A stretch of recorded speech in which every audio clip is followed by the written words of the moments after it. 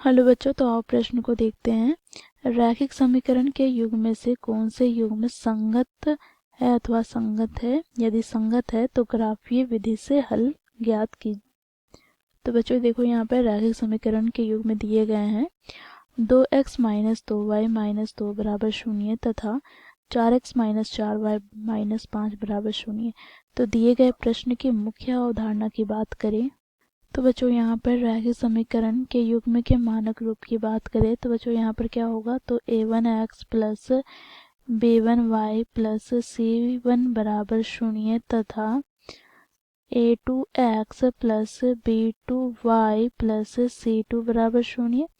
बच्चों यहाँ पर हम x के गुणांकों का अनुपात ज्ञात करें तो हमें प्राप्त हो जाएगा a1 बटे a2। इसी प्रकार बच्चों हम y के गुणांकों का अनुपात की बात करें तो b1 बटे b2 प्राप्त होगा तथा अचर पद का अनुपात याद करें तो c1 बटे c2 हमें प्राप्त होगा।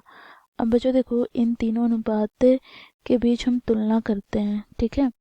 तो देखो, तुलना करने पर यदि हमें a1 बटे a2 बराबर b1 बटे b2 बराबर c1 बटे c2 प्राप्त हो जाए तो यहाँ से हम कहेंगे दिया गया रैखिक समीकरण के युग्म संगत है। साथ ही बच्चों, यदि हमें अनुपात a1 बटे a2 बराबर b1 बटे b2 परंतु c1 बटे c2 प्राप्त ना हो तो यहाँ से हम कहेंगे दिया गया रैखिक समीकरण के युग्म असंगत है।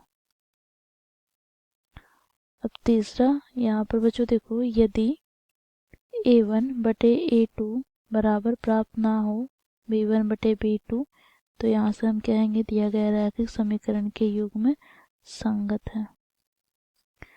तो इस मुख्य अवधारणा की सहायता से बच्चों हम दिए गए प्रश्न को हल करेंगे। तो प्रश्न में हमें रैखिक समीकरण दिया गया है, देखो यहाँ पर 2x माइनस 2y माइनस 2 बराबर 0 तथा दूसरा समीकरण क्या है, तो 4x माइनस 4y माइनस 5 बराबर 0। अब बच्चों देखो, यहाँ पर हम इसे रैखिक समीकरण के युग्म के मानक रूप से तुलना करते हैं, जो कि हम लोगों ने मुख्य अवधारणा में देखा। तो यहाँ से हमें a1 का मान प्राप्त हो जाएगा समीकरण 1 में x का गुणांक अर्थात 2 के बराबर, b1 का मान प्राप्त हो जाएगा y के गुणांक अर्थात माइनस 2 के, c1 का मान प्राप्त हो जाएगा माइनस 2। इसी प्रकार बच्चों a2 का मान हमें प्राप्त हो जाएगा समीकरण 2 में x का गुणांक अर्थात 4 के बराबर, b2 का मान प्राप्त हो जाएगा y का गुणांक अर्थात माइनस 4 के बराबर तथा c2 का मान प्राप्त हो जाएगा माइनस 5। अब बच्चों यहाँ पर हम अनुपात ज्ञात करेंगे तो यहाँ से बच्चों देखो, a1 तथा a2 का अनुपात ज्ञात करें तो 2 बटे 4 अर्थात 2 दूनी 4 अर्थात 1 बटे 2 हमें प्राप्त होगा। इसी प्रकार बच्चों b1 बटे b2 के अनुपात की बात करें तो माइनस 2 बटे माइनस 4 माइनस से माइनस कट गया, 2 दूनी 4 अर्थात 1 बटे 2 हमें प्राप्त होगा।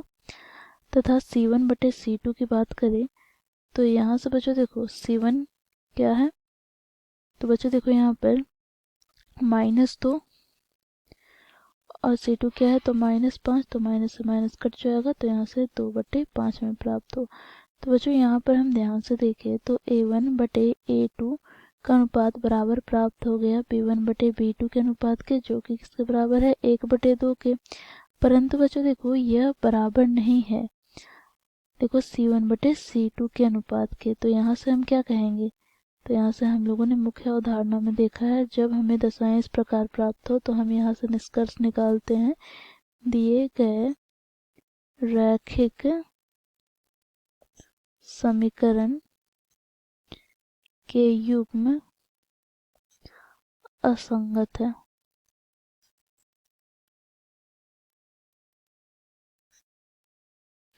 अर्थात